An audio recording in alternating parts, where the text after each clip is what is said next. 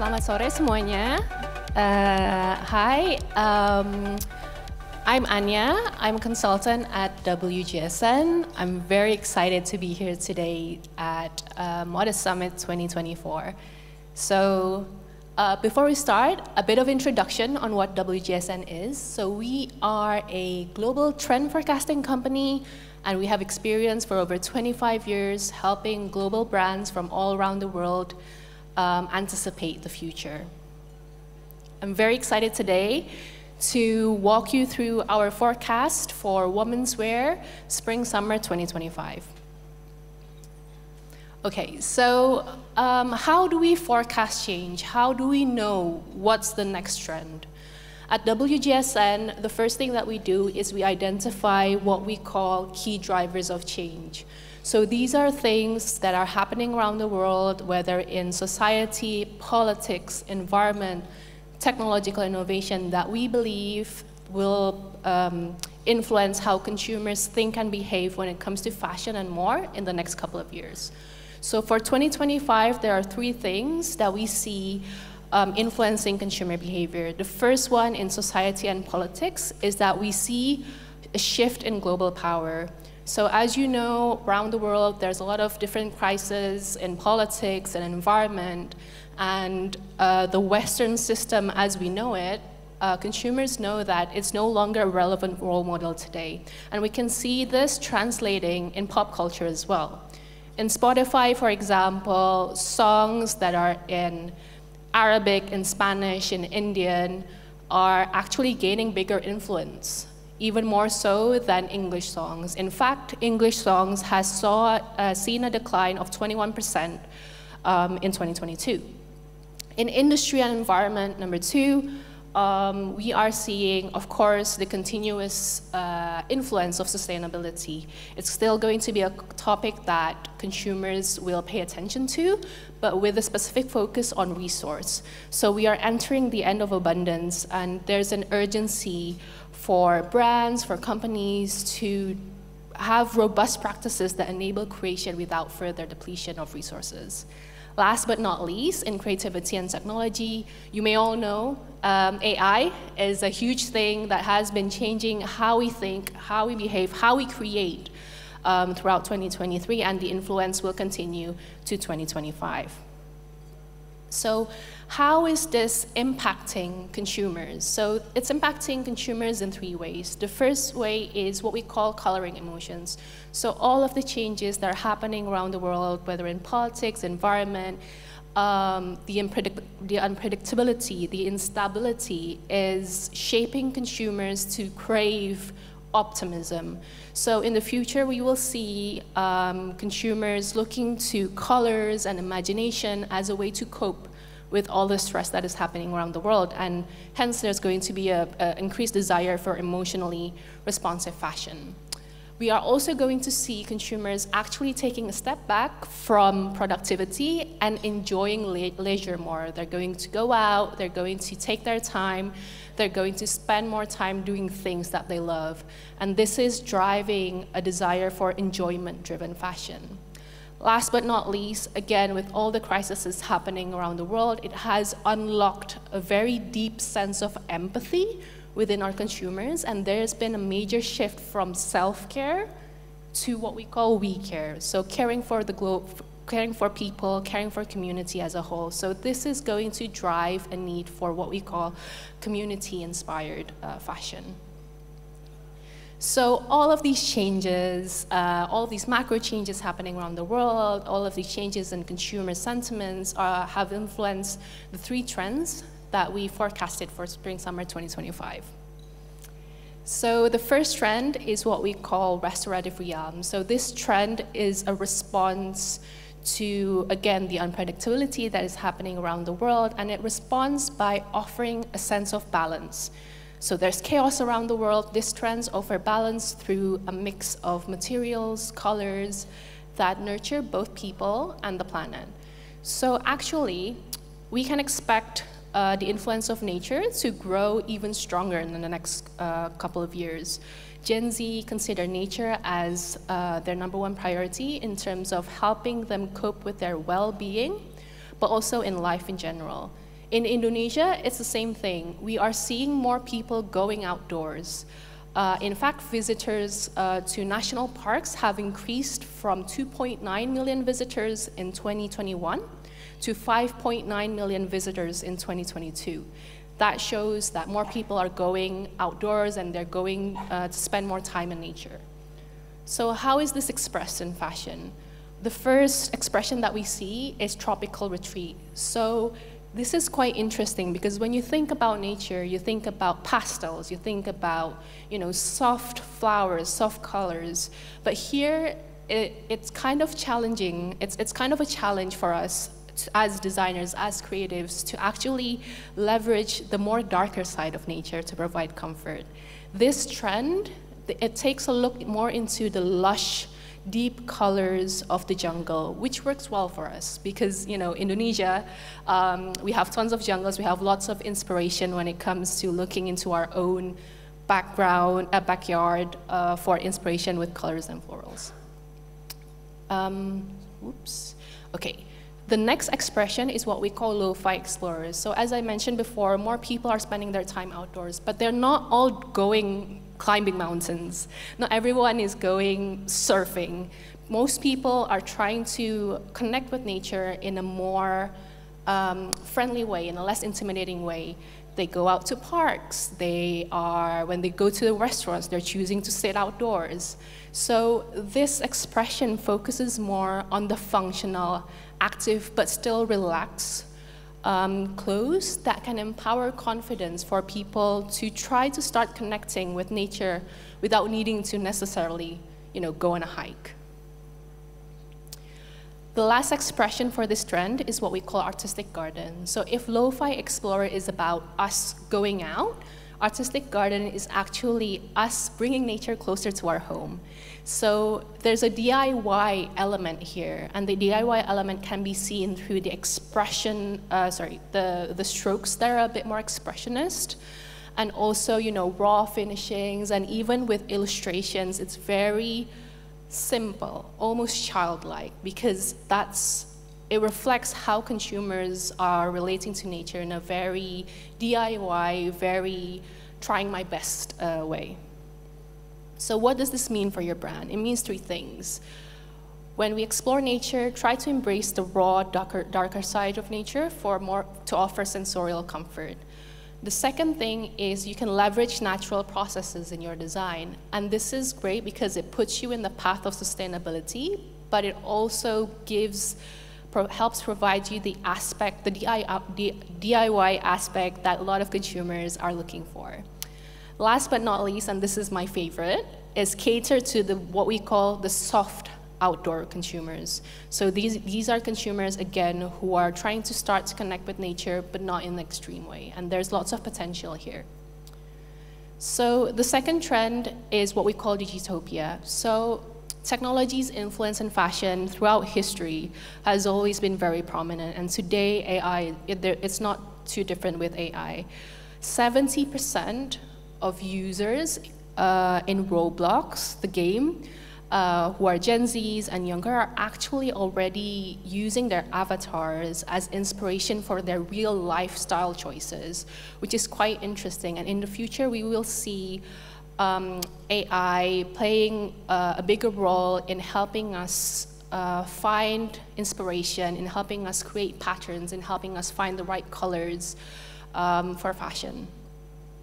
So there's a few translations to this. The first expression is what we call dream diaries. So this is inspired more by the early generations of AI images, and this plays more into like soft gradients, cushion fabrics, and abstract patterns. And this touches upon, like how AI images often that are generated often feels a bit real but also unreal, kind of like a dream, and this is exactly that. The second expression is what we call soft AI. So this plays more into layering, into bolder colors, but softer gradients. This is a more contemporary take because it focuses on keeping the silhouette simple. It takes inspiration more from more recent AI-generated images, such as the one on the bottom right by Joshua Vermillion. So, oops, what does this mean for your brand? AI is going to be here to stay, and it's more of a tool, really. It's a tool for us to experiment, to find aesthetics, to find new prints and new design. It's also a way to explore fantasy themes, to create surreal aesthetics that works with your brand. Last but not least, a sense of illusion is also important to this trend, and we can create that by enabling subtle motion by layering textiles and lightness. The last trend is what we call common connection. So this trend focuses more on culture, on heritage, on craftsmanship, and this trend is one that really invites us to value imperfection, to value history, to value empathy as a way to foster community and identity. Because we here in Asia, we here in Indonesia, community is important to us, and community will become even more important to the younger generation, even though in very different ways. For example, maybe my mother, her sense of community is bounded by family, bounded by neighborhood. But the younger Gen Zs, the younger generation, they're bounded by ideas. But that being said, the core essence, the core energy is still the same. It's about empowerment, it's about support, it's about companionship. So the first expression here is what we call retroquate. So this expression really plays into familiar colors, it feels homely, it plays with patterns, it plays with textiles, it plays with design and silhouettes that you may have seen in your parents' house, in your grandparents' house. And the goal of this expression is actually to enable you to connect with your roots. But it's not about going back to the past, it's taking elements of the past and putting it to the context of today. So it's helping us connect with who we are, but in a way that is much more contemporary and modern. The second expression is optimistic colors. So as mentioned before, colors will play a huge, huge role in the next couple of years because as you know it, there's a lot of stuff happening around the world, and color is one of the tools that people look forward to in fashion as a way to uplift themselves. But be careful because it's very easy to utilize very bright colors and then wanting to add into like a lot of silhouettes to it as well to make the best impact, maximize the palette, but make sure that the silhouette itself is kept to a minimal because the goal is to uplift and not to distract. The last expression here is dressy ornaments. So this is actually something that's already starting happening.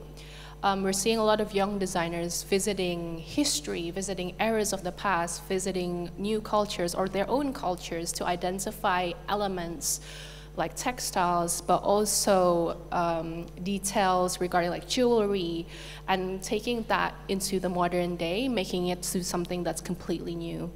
So this is more of a event wear trend, where you can see it plays more on the juxtaposition. So a lot of like puffy sleeves playing together with feminine silhouettes to create a look that is quite regal, but still very playful. So what does this mean for your brand?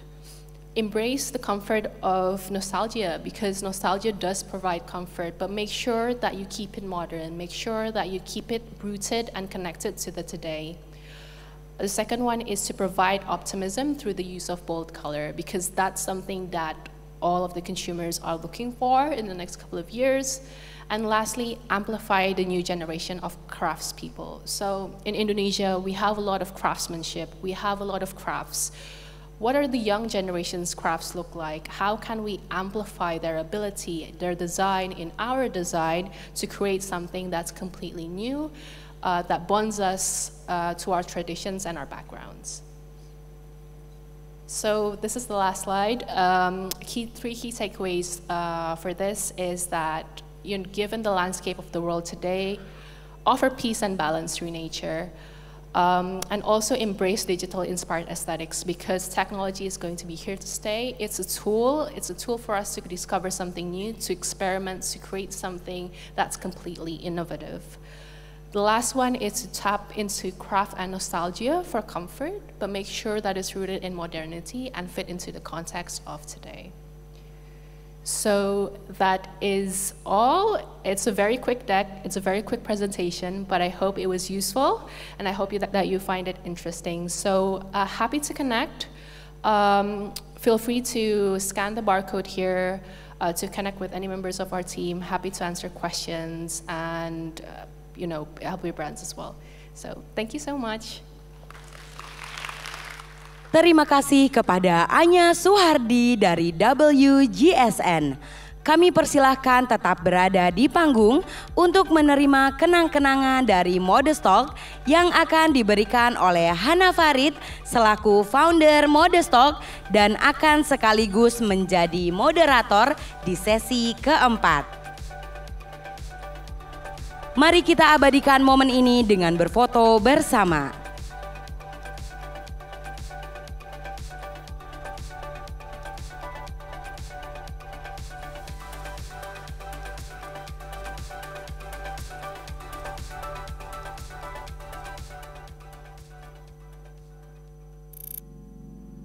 Disney nggak cuman gaya-gayaan doang, terus ya BA-BA-an doang, udah gitu gue selesai tugas gue. Gitu. Kakak kan artis, pasti bisnisnya laku dong, kayak gitu. Nggak sesimpel itu, tapi bukan sesuatu yang aku nggak mau syukuri juga, kayak gitu. Kayak langsung tuh aku mikir, di sekolah itu kita belajar dulu baru ujian. Di lapangan itu, di dunia usaha, kita dikasih ujian dulu baru kita belajar. Sama kalau aku sih ngomong sama tim aku tuh kayak, kan kita bergerak di modestwear gitu kan, it should be modest di setiap kreativitas dan prosesnya. Ya ada etikanya gitu ya kan, kayak etika bercuan. Karena cuan itu sudah diatur guys. Jadi kita tuh harus bisa maju walaupun tindak atau didukung oleh pemerintah. Bukan karena didukung atau karena tidak didukung oleh pemerintah. Modestock dibangun untuk mengapresiasi para penggerak roda perekonomian keluarga dan bangsa melalui modest fashion. Untuk mereka yang penuh keyakinan dan tak pantang menyerah, untuk mereka yang ternyata memiliki keresahan yang sama namun terdiam tak saling bertanya. Semoga kita bisa saling terkoneksi, bersilaturahmi, membuka peluang lebih besar lagi. Mari bertumbuh bersama dalam kebaikan.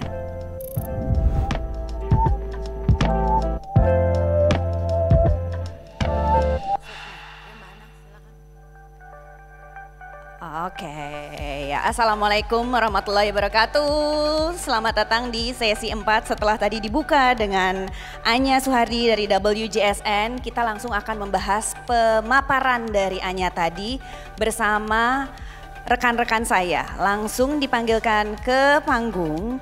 Saya ingin memanggilkan sahabat saya Ria Miranda, Creative Director dari Ria Miranda. Lalu Irna Mutiara, founder Irna La Perle dan juga founder dari Islamic Fashion Institute. Dan Andan Dika Surasetya, Creative Director dari Jakarta Fashion Week. Tepuk tangannya untuk rekan-rekan semua.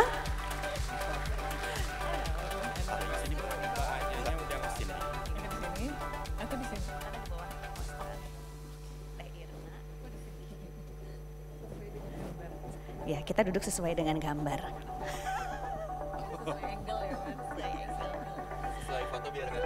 Biar gak ketuker.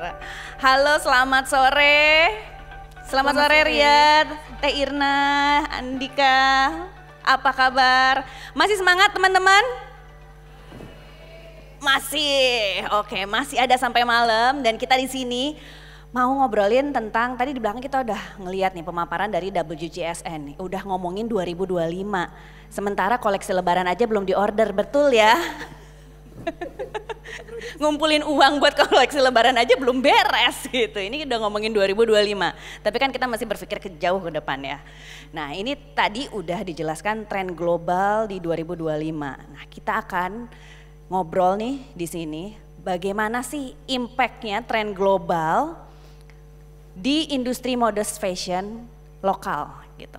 Apalagi Ria nih yang sudah konsisten 11 tahun terus-terusan bikin Ria Miranda di annual show untuk set the trend, untuk ngasih tahu koleksi ke depan mau ada apa aja. Ria sendiri melihat tren global dan bagaimana mengaplikasikannya ke tren yang Ria jalankan di bisnisnya Ria. Ya, Assalamualaikum warahmatullahi wabarakatuh. Ya masih hangat nih pembicaraannya tentang annual show, mencoba konsisten terus dan alhamdulillah kemarin masuk tahun ke-11 dan sekarang masih mikir apakah tahun depan kita akan bikin lagi atau nanti bareng-bareng. Gitu. Apakah nanti bareng-bareng? Dan pengaruh tren global itu tadi pemaparan dari WJSN dan Ria Miranda pun juga berlangganan, itu yang menentukan juga tren kita di tahun depan. Nah itu yang kita tampilkan di annual show kemarin. Dan global itu ya kita ikutin, cuman challenge-nya di modest wear gimana cara mengaplikasikannya ke baju muslim wear, modest wear yang kita bisa pakai gitu. Jadi pengaplikasiannya itu challenge tertentu untuk si muslim wear ini sendiri. Oke, kalau gitu congrats ya untuk tahun ke-11-nya Ria Miranda di Annual Show. Dan semoga akan terus kita lihat bagaimana tren-tren yang sudah dilahirkan sama brand Ria Miranda. Nah ini bicara dari sudut pandang brand Ria Miranda. Kita kenalan sama Teh Irna yang justru terjun di industri muslim fashion lebih senior lagi ya Ria. Iya. Dan Teh Irna juga membangun Islamic Fashion Institute, betul ya Teh Irna? Betul. Nah, dari Teh Irna menjalankan bisnis, kemudian bikin sekolah Islamic Fashion Institute, ada kaitannya nggak sama membuat tren itu sendiri? Dan Teh Irna juga ada pemaparan yang mau dibagi ya? Ya. Oke, sambil bercerita kita langsung memaparkan pemaparan dari Teh Irna. Ya. Bismillahirrahmanirrahim. Assalamualaikum warahmatullahi wabarakatuh. Senang sekali berada di sini. Ini serasa semangatnya kepompa lagi gitu ya. Yang dimana saya mungkin udah lebih banyak ke bidang pendidikan, tapi ketemu para brand owner di sini, ketemu dengan Ria Miranda yang luar biasa, dengan Hana juga yang dulu ya sebagai blogger terkenal. Ya, jadi ini senang sekali. Ya, ini saya mau ngebahas mungkin tentang Muslim Fashion Cycle, jadi siklusnya ya. Ya, jadi kita bahas tentang siklus, tentang Muslim Fashion, karena saya pikir ini hanya di Indonesia kali ya, jadi yang memikirkan banget gimana Muslim Fashion ini berkembang gitu, harus kemana gitu kan. Nah saya sendiri berpikir membangun Islamic Fashion Institute itu, awalnya itu berpikir begini, ini Islamic Fashion ini luar biasa, pengaruh secara ekonomi terhadap negara ya, pendapatan negara ini lumayan dari Islamic Fashion ini. Masa sih kita nggak berpikir serius ngebahas tentang atau mengkaji ya tentang bagaimana sih membuat sebuah brand, terus kemudian bagaimana supaya berkelanjutan, bagaimana membuat sebuah konsep koleksi dan lain-lain gitu ya. Dan awalnya sendiri saya memang dari praktisi. Mungkin ini kalau lihat gambar di sini itu adalah baju saya di tahun berapa ya, 2007 ya, Irna La Perle. Itu Irna La Perle, terus kemudian saya melahirkan brand juga up to date. Nah itu ya sekitar tahun 2006 ya, 2006. Mungkin next. Boleh di slide. Oh iya, oke. Ini kita sebelum membahas lebih jauh tentang modest fashion atau busana muslim, kalau saya bilangnya busana muslim, bahwa kita harus tahu dasarnya. Mengapa sekarang busana muslim begitu marak, begitu banyak sekali ya yang tidak tadinya mungkin tidak berbusana muslim, terus kemudian sekarang tertarik untuk berbusana muslim, kemudian tertarik untuk berbisnis. Nah ini sebenarnya ada apa, fenomena apa? Karena Islam itu punya dasar hukum, punya alasan mengapa wanita itu harus berpakaian seperti yang sekarang ini, yang teman-teman pakai ini, gitu ya. Dasarnya ini ada di sini di ayat Quran surat Al-A'raf ayat 26, bahwa fungsi busana itu adalah yang pertama untuk menutup aurat, kemudian yang kedua adalah sebagai perhiasan, yang ketiga adalah sebagai bukti ketakwaan. Nah, inilah yang menjadi dasar landasan busana muslim. Ini sebenarnya yang memang orang lain mungkin nggak punya ya, secara kalau fashion secara umum, secara konvensional itu tidak ada, tapi di busana muslim ini kita landasannya ada. Nah, kemudian ini ada kaidahnya juga. Jadi inilah yang dipelajari di Islamic Fashion Institute. Pembeda antara sekolah fashion dengan Islamic Fashion Institute adalah kami mempelajari bagaimana ada kaidah-kaidahnya. Ini kaidahnya diantaranya ya harus menutup aurat, terus kemudian tidak boleh ketat, tidak boleh transparan, juga tidak boleh memakai motif-motif yang bernyawa, terus kemudian juga tidak boleh juga ada simbol-simbol. Nah, ini sebenarnya aturan-aturan inilah yang membuat busana muslim ini mungkin berbeda, ya seperti itu. Oh ya, nah ini kategori. Jadi kalau kita melihat pasar busana muslim yang ada di Indonesia itu seperti apa sih? Nah, ketika di tahun 2017 kami di Indonesia Fashion Trend Forecasting membuat kategori market. Jadi kalau misalnya di busana muslim itu kategorinya tuh apa saja, kok macam-macam gitu ya. Orang berpakaian tuh ada yang kerudungnya pendek, ada yang kerudungnya sedada, ada yang kerudungnya panjang, ada yang pakai tutup ini muka gitu kan, ada yang pakai niqab, ada yang enggak. Itu sebenarnya seperti apa? Ya, ini memang implementasi dari kaidah, terus kemudian diturunkan ke market, dan market merespon sesuai dengan keyakinannya masing-masing gitu kan, sehingga muncullah gaya. Jadi kami menamakannya gaya-gaya tersebut ini ada 4 kuadran ya, ada modus modern, ada modus konvensional, ada syar'i modern, dan ada syar'i konvensional. Ini panjang lebarnya gitu ya penjelasannya. Kita mungkin harus satu sesi lagi gitu ya, kalau ini singkat aja kayaknya ya. Nah, terus kemudian, tadi terkait dengan trend forecasting. Kalau fashion forecasting itu tentu saja untuk perusahaan-perusahaan besar pasti ada market intelligence-nya. Dia melihat bagaimana konsumen atau misalnya keadaan sekarang ini seperti apa yang terjadi. Tadi seperti yang dijelaskan di WGSN itu seperti itu, biasanya ada yang mengumpulkan data terus kemudian menyimpulkan, terus kemudian juga ada consumer insight yang mungkin mereka akan bertanya kepada customernya, kepada pelanggan, kira-kira apa yang diinginkan seperti itu. Terus kemudian ini consumer insight ini pasti masing-masing sesuai dengan target market ya. Dan kalau saya dulu di tahun 2006 melahirkan brand itu, pelanggannya kebanyakan Gen X ya. Jadi seusia saya, kalau sekarang ya ini Gen milenial gitu ya. Jadi pasti ada perbedaan pola pikir atau perbedaan perilaku konsumen ya. Nah, kemudian ada informasi tentang global fashion culture ya. Jadi kalau misalnya ada pernah culture Korea masuk, nah itu akan sangat mempengaruhi fashion.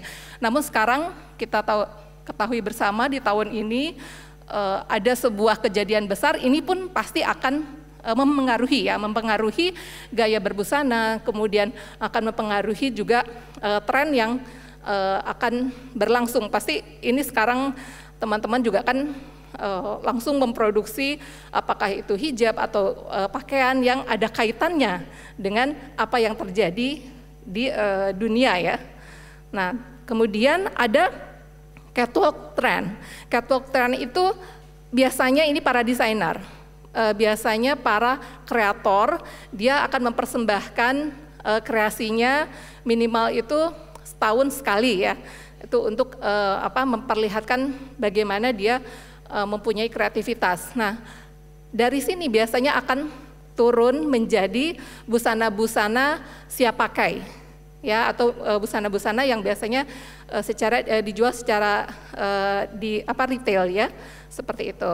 Kemudian ada street style juga ini berpengaruh terhadap trend forecasting, apa yang dipakai di jalanan. Kalau tahun-tahun lalu kita terkenal sekali dengan gayanya Citayam gitu kan. Apakah itu mempengaruhi tren ke atas atau mereka hanya di lingkungan mereka saja, di komunitas mereka saja? Nah ini juga harus dilihat. Kalau memang mempengaruhi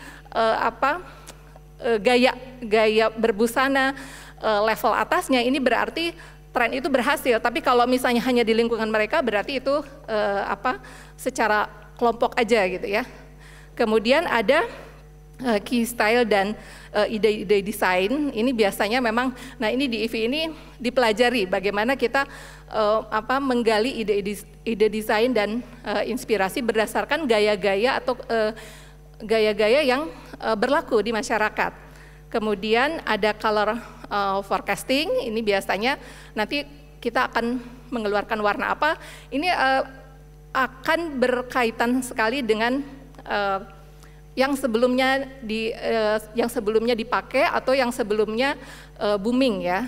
Kemudian ada informasi tentang tekstil juga. Nah ini juga sangat penting karena memang di Indonesia ini sebenarnya kita ini sangat unggul ya tekstilnya. Sebelum mungkin ya kalau dibilang 10 tahun lalu itu Indonesia itu tekstilnya keren banget. Tapi sekarang banyak sekali tekstil impor yang masuk, dan ini mungkin ini PR kita bersama bagaimana kita tetap bisa mempertahankan tekstil dalam negeri di tengah serbuan tekstil impor.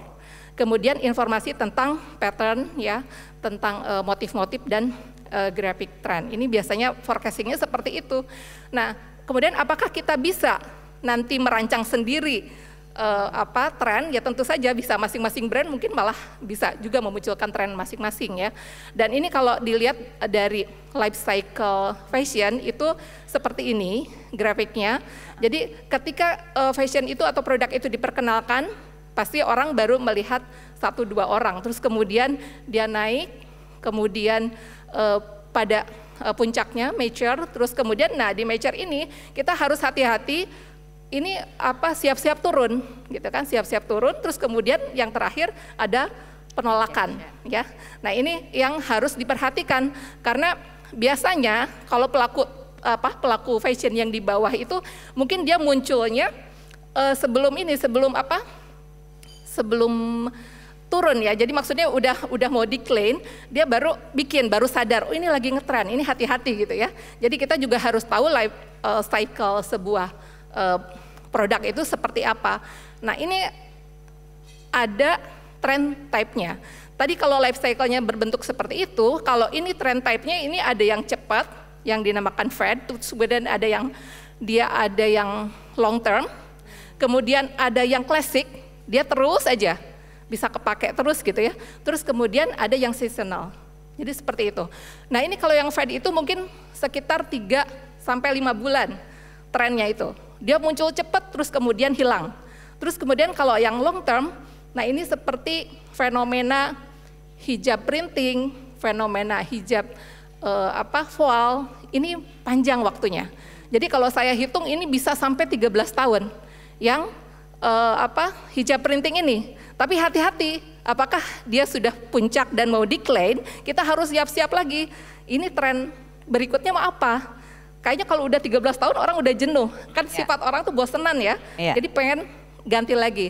Nah tapi kalau yang long term seperti misalnya denim, terus kemudian jenis-jenis pleat juga itu basic long term. Shirt gitu ya, pleat skirt itu juga salah satu yang long itu term. Long term. Nah kita harus bisa memprediksi atau bisa menentukan mana yang long term, mana yang seasonal.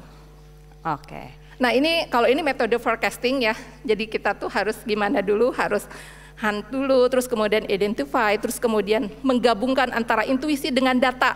Nah intuisi ini penting banget, makanya kebanyakan intuisi yang suka ditanya kira-kira apa ya ke depannya gitu kan, di samping data ya. Kalau data pasti ini teman-teman punya ya, data penjualan, data customer, ditanyain mereka tuh sukanya apa segala macam. Tapi intuisi itu juga sangat penting. Oke. Nah ini, nanti nih sebelum nanti kita ke ini kita coba kata tadi mengeset the trend gitu. Salah satu caranya Ria tadi kan set the trend dengan bikin annual show. banyak brand yang belum bisa bikin annual show. Jadi salah satu caranya adalah dengan mengikuti Jakarta Fashion Week gitu. Dan kita melihat perubahan Jakarta Fashion Week dari tahun ke tahun juga ya. Dan salah satunya yang tadi dipaparkan sama Teh Irna, untuk memamerkan koleksi dan menentukan tren ya bisa mengikuti Fashion Week tadi. Kita pengen dengar nih dari Mas Andika, Jakarta Fashion Week udah lama dan bisa melihat perubahan dari tahun ke tahun yang dulu mungkin modest fashionnya cuma 1-2, sekarang tambah banyak. Itu bener gak? Assalamualaikum warahmatullahi wabarakatuh. Salam kenal sebelumnya, ini crowd yang sangat baru bagi saya. Sangat excited untuk ada di sini. Jadi diperkenalkan, ini Mas Perkenalkan, Andika. ya, saya Andika Suraseca. Selama 2 tahun ke belakang saya diberikan kepercayaan untuk menjadi Creative Director dari Jakarta Fashion Week. Tapi latar belakang saya selain seorang desainer, saya juga memang seorang jurnalis fashion. Jadi dari tahun ke tahun saya cukup mengamati perkembangan mode. Dan buat saya perkembangan mode itu, fashion itu bagi saya suatu spektrum. Dan salah satu cakra yang ada di dalamnya itu adalah modest fashion. Dan kalau tadi saya sempat ada ngobrol di belakang panggung sama Teh Irna juga, itu ada Islamic fashion juga di dalamnya. Jadi memang itu adalah satu spektrum dan setiap bagian itu memberikan warna tersendiri pada tren fashion di Indonesia. Nah mungkin yang menarik kalau dari perjalanan Jakarta Fashion Week itu berlangsung sudah selama 17 tahun. Dan dalam pengamatan saya sebelum saya bergabung di Jakarta Fashion Week, itu modest fashion pertama kali muncul di panggung Jakarta Fashion Week itu kurang lebih di tahun 2014. 2014, 2015 itu pertama kali mulai bermunculan. Dan boomnya itu memang di tahun 2018.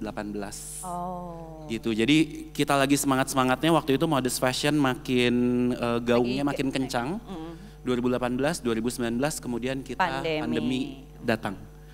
Nah mungkin saya bisa jabarkan sedikit angka, pada saat pandemi itu Jakarta Fashion Week harus transform menjadi format virtual.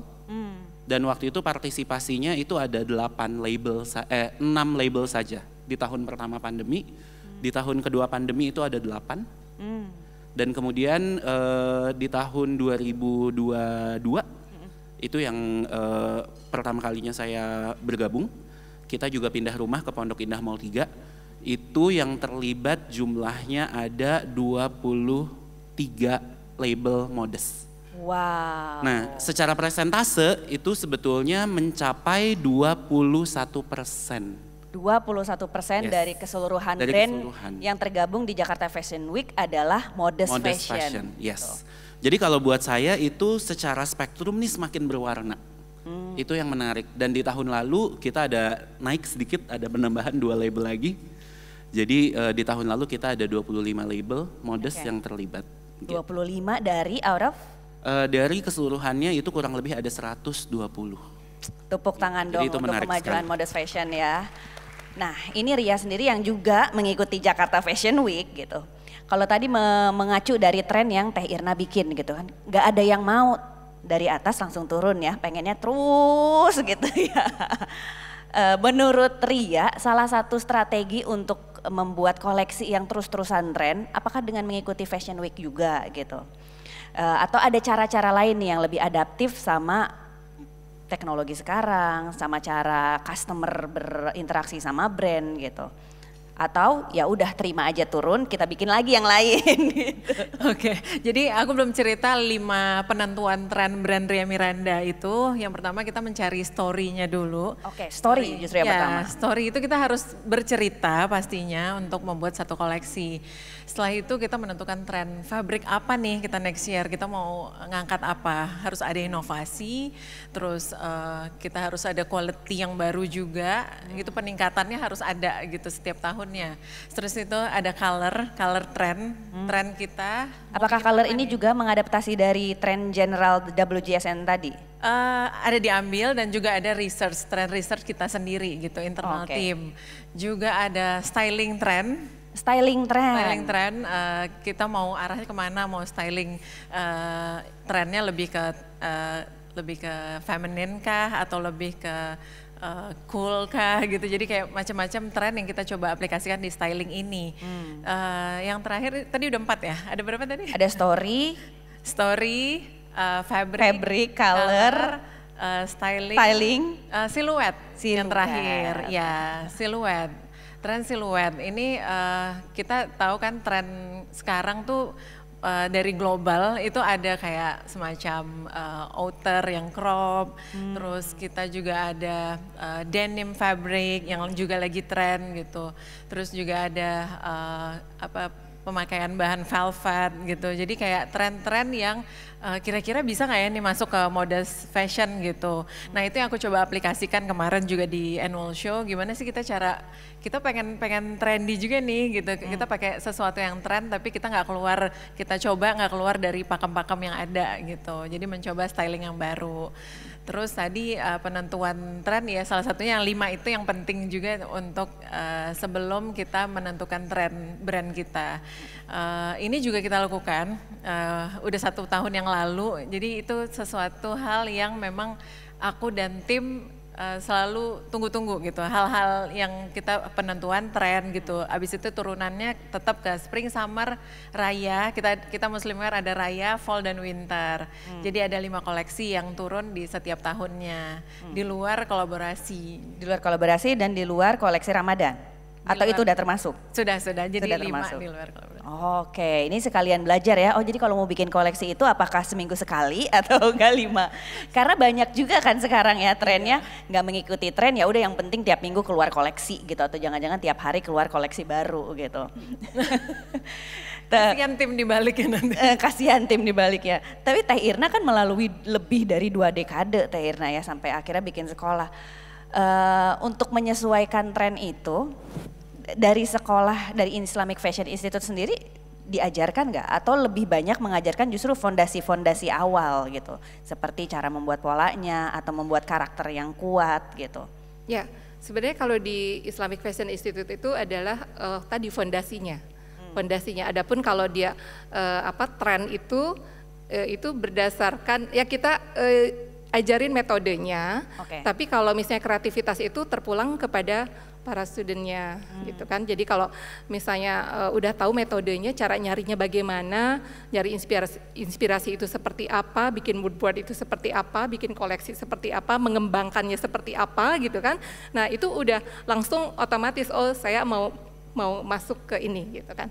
Yang penting mereka juga tahu bahwa brandnya dia itu apa karakternya. Jadi yang utama tetap karakternya, DNA-nya apa. Tren di luarnya seperti apa, karakternya dulu. Karakternya dulu. Jadi biar nggak kayak loncat-loncat gitu.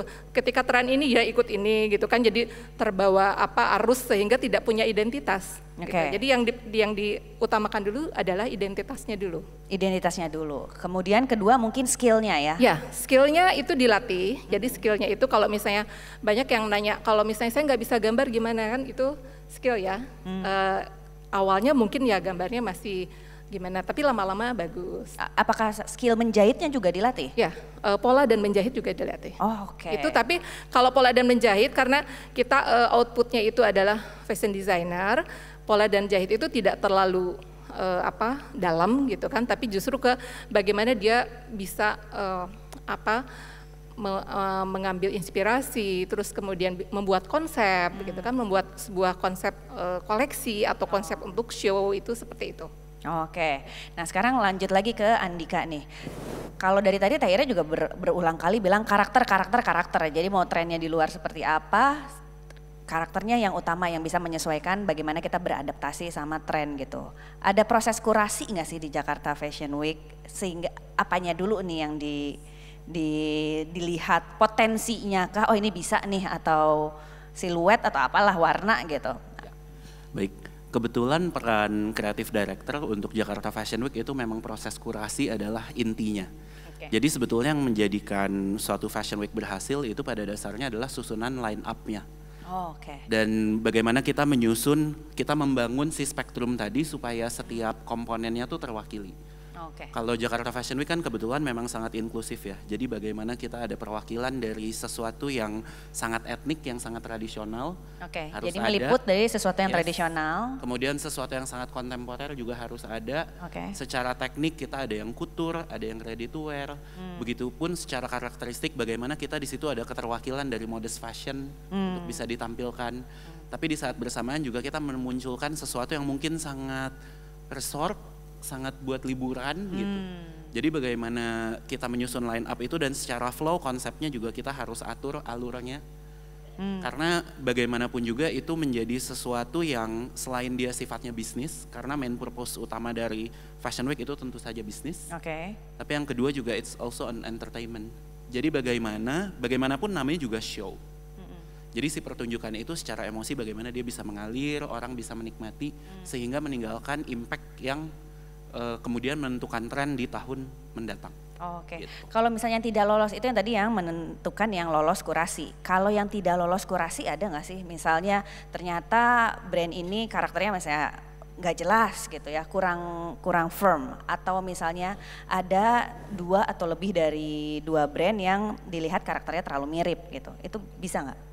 Pada dasarnya di Jakarta Fashion Week itu ada beberapa cara kan untuk bisa terlibat.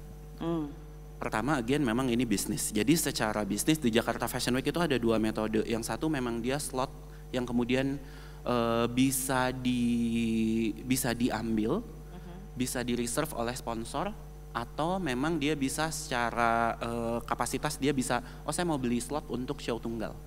Itu bisa. Atau misalnya untuk grup slot, saya bersama beberapa teman-teman mau ambil 1 slot, itu bisa. Nah tapi kalau yang dikurasi itu proses kurasinya oleh tim Jakarta Fashion Week dan juga majalah Dewi. Itu kita punya pertimbangan, biasanya kita berangkat dari konsepnya. Dari konsep yang memang sudah ajak itu kita akan tawarkan kepada teman-teman desainer yang kita tahu secara konsep ini cocok, atau secara DNA brand itu cocok dengan apa yang sudah disusun. Gitu. Kita dari tadi ngomongin konsep gitu ya, harus sematang itu. Ria ngomongin konsep buat Ria Miranda di annual show aja 1 tahun gitu ya, sampai turunannya tadi ada 5 karakter yang harus dipilih. Terima kasih Ria, terima kasih Teh Irna, terima kasih Andika. Semoga ini menjawab bagaimana tren forecast 2024 dan mempersiapkan koleksi teman-teman di 2004 selanjutnya. Setelah tadi pemaparan dari WGSN dan juga bagaimana teman-teman di sini melihat tren makro yang bisa diaplikasikan kepada brand masing-masing untuk memperkuat karakternya dan bagaimana presentase dari tren makro yang bisa diadaptasi ke brand masing-masing. Semoga pemaparan kali ini bermanfaat dan teman-teman semakin mantap nih untuk mengeluarkan koleksinya. Mohon maaf untuk salah-salah kata. Wassalamualaikum warahmatullahi wabarakatuh. Terima kasih kepada para speakers. Itulah akhir dari sesi keempat Conference 2024 Modest Fashion Forecast and Innovation. Sangat inspiratif dan banyak sekali tips yang dapat langsung diaplikasikan. Terima kasih bagi para speakers dan moderator. Kami persilahkan tetap berada di panggung untuk menerima kenang-kenangan dari Modest Talk yang akan diberikan oleh Hana Farid selaku founder Modest Talk. Mari kita abadikan momen ini dengan berfoto bersama.